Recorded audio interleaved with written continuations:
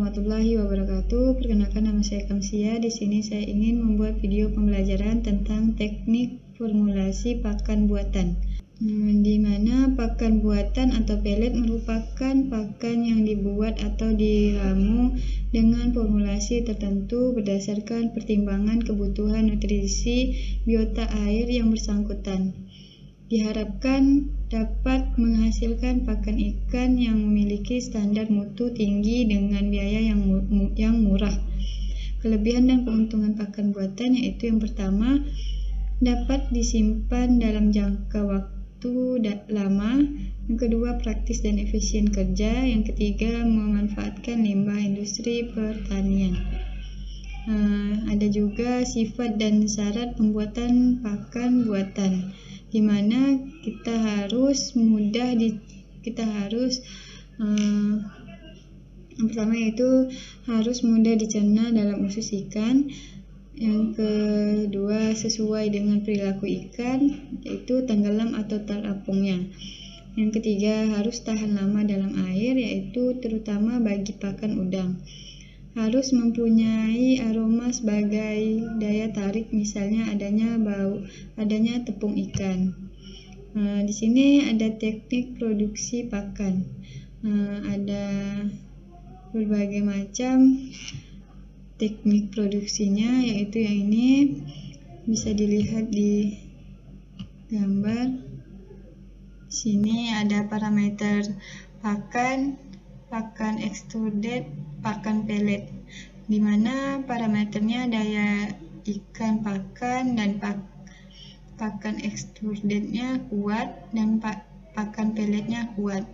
Terapung dan tenggelam itu terdapat pakan extrudednya keduanya, kalau pakan peletnya hanya tenggelam.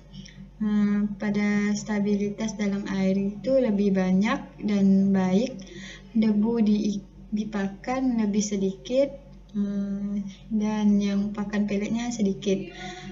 Ketercernaan nutrisinya pakannya itu sangat tinggi dan pakan peletnya lebih rendah. Modal operasionalnya tinggi dan lebih rendah. Biaya produksinya pakan extrudednya itu ya tinggi dan pakan pelet itu lebih rendah. Perbandingan yang sangat berbeda. Selanjutnya ada feed ingredient vs feed additive, yaitu pakan yang baik harus mampu menyediakan yang pertama energi, yang kedua protein dan asam amino yang dibutuhkan, yang ketiga vitamin dan mineral, yang keempat bahan adiktif untuk meningkatkan laju pertumbuhan dan kesehatan pada ikan. Yang itu bahan baku pakan bagian dari sebuah campuran yang digunakan untuk membuat pakan. Sedangkan bahan tambahan yaitu bahan baku aktif yang ditambahkan ke dalam campuran untuk memenuhi kebutuhan tertentu, contohnya asam amino, vitamin, mineral, enzim, dan bahan medikasi. Selanjutnya, tahap pembuatan pakan, yang pertama kita harus mengetahui kebutuhan nutrisi spesifik ikan yang dibudidayakan, yaitu jenis dan ukuran ikan, karakter ikan, terdapat karnivora, omnivore, atau herbivora. Yang kedua, kita harus melakukan pendataan jenis bahan baku yang tersedia agar sesuai. Yang ketiga, menyusun formulasi pakan ekonomis dan berkualitas. Yang itu udah pasti kita harus menyusunnya. Yang keempat, melakukan proses pencetakan pakan. Ada juga tipe bentuk pakan buatan. Itu ada 4, powder, crumble, granule, dan butiran. Di mana powder itu terdapat pada bagi larva dan benih. Kalau crumble itu bagi benih saja, dan granule juga pada bagi benih saja. Dan sedangkan butiran terdapat di ikan remaja dan dewasa. pemilihan bahan baku, yang pertama harus mengetahui komposisi nutrisi bahan baku yang digunakan. Yang kedua, menentukan sumber protein, yaitu hewani atau nabati, yang digunakan terkait dengan kualitas dan nilai ekonomis pakan. Yang ketiga, menentukan sumber lemak, hewani atau nabati, terkait dengan kualitas dan nilai ekonomis pakan. Yang keempat, mengetahui kandungan zat anti nutrisi yang terkandung dalam pakan. Yang kelima, menggunakan bahan baku yang sifatnya kompatibel dengan mesin pakan yang digunakan. Yang terakhir yaitu suplai bahan baku harus bersifat sustainable.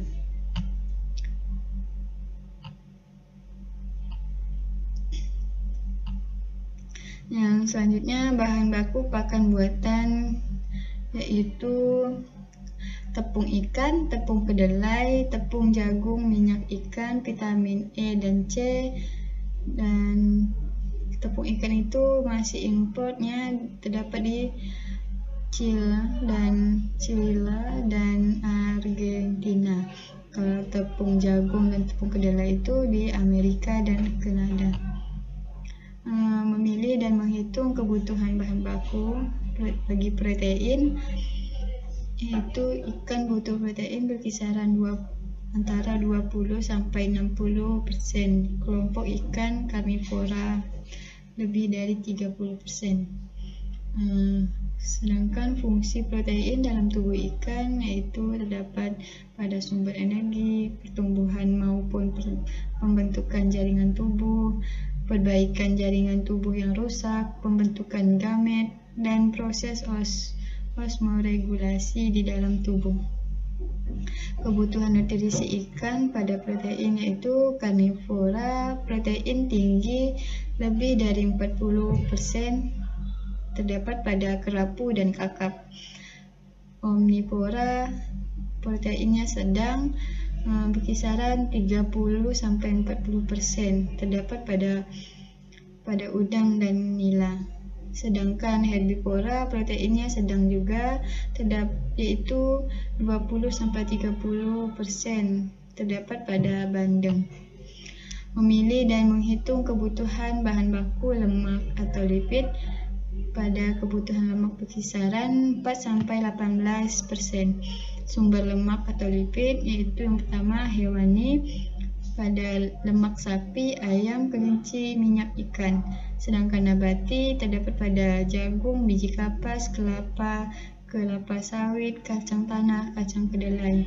Fungsi lemak, sumber energi dan pemeliharaan tubuh serta proses metabolisme. Memilih dan menghitung kebutuhan bahan baku karbohidrat, yaitu kebutuhan karbohidrat berkisaran 20-30%. Sumber karbohidrat terdapat pada jagung, beras, dedak, tepung terigu, tapioka, sagu, dan lain-lainnya. Kandungan serat kasar kurang dari 8%, yaitu menambah struktur pelet. Sedangkan lebih dari 8% mengurangi kualitas pelet. Fungsi karbohidrat menghemat penggunaan protein sebagai sumber energi dan sebagai bahan makanan nabati. Memilih dan menghitung kebutuhan bahan baku pada vitamin dan mineral, yaitu kebutuhan vitamin dan mineral berkisaran 2-5% saja, di mana kandungan vitamin dalam pakan buatan tergantung dari bahan baku yang digunakan dan bahan yang ditambahkan. Jumlah vitamin dapat berkurang atau rusak selama proses pembuatan dan penyimpanan pakan buatan, sehingga perlu dilakukan penambahan vitamin. Dan sedangkan vitamin akan rusak karena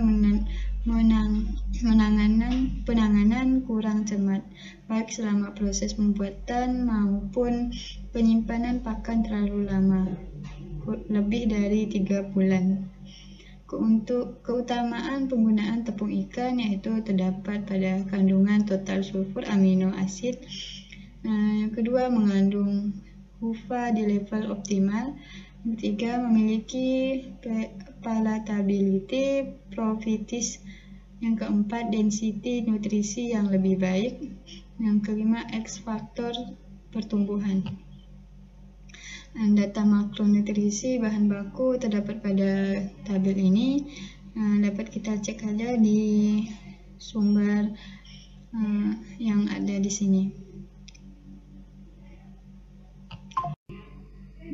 Dan ini juga data makronutrisi bahan bakunya. Faktor influencing pellet quality and dapat kita lihat pada gambar ini terdapat pada energi, protein, mineral, vitamin. Formulasi pakan yaitu merupakan rumusan pakan dengan komposisi bahan pakan yang diperlukan dan sesuai dengan macam pakan yang akan dibuat.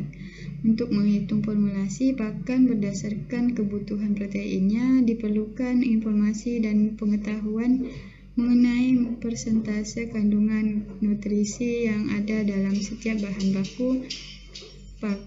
baku pakan melalui analisis proximat, yaitu uji laboratorium atau studi literatur.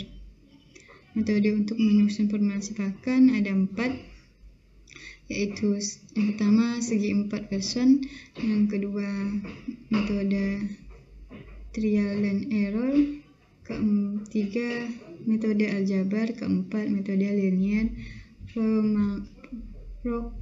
programming.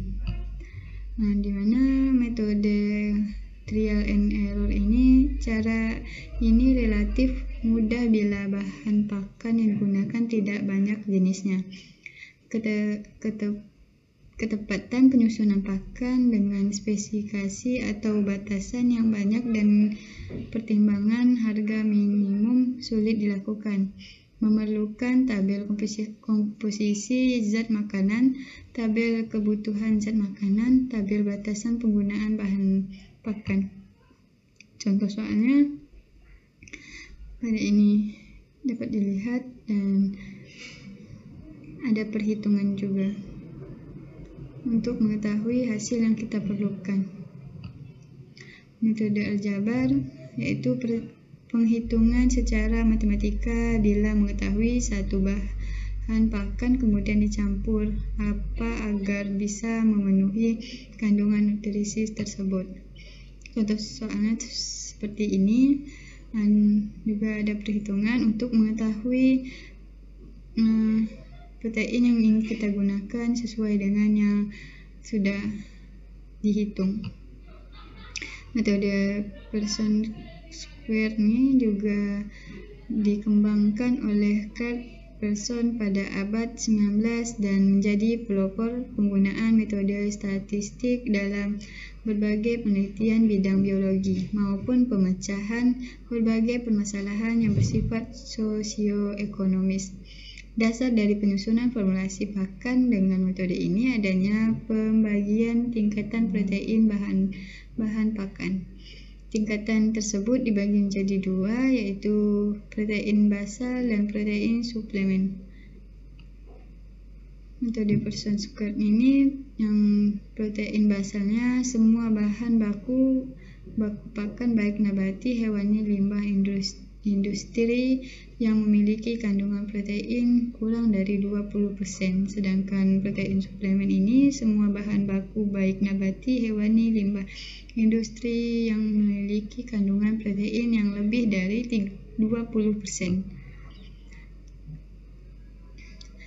Ini contoh soalnya yang dapat dijawab pada cara-cara langkah-langkah 1, 2, 3, dan 4 dan 5 ini. Akhiri, wassalamualaikum warahmatullahi wabarakatuh.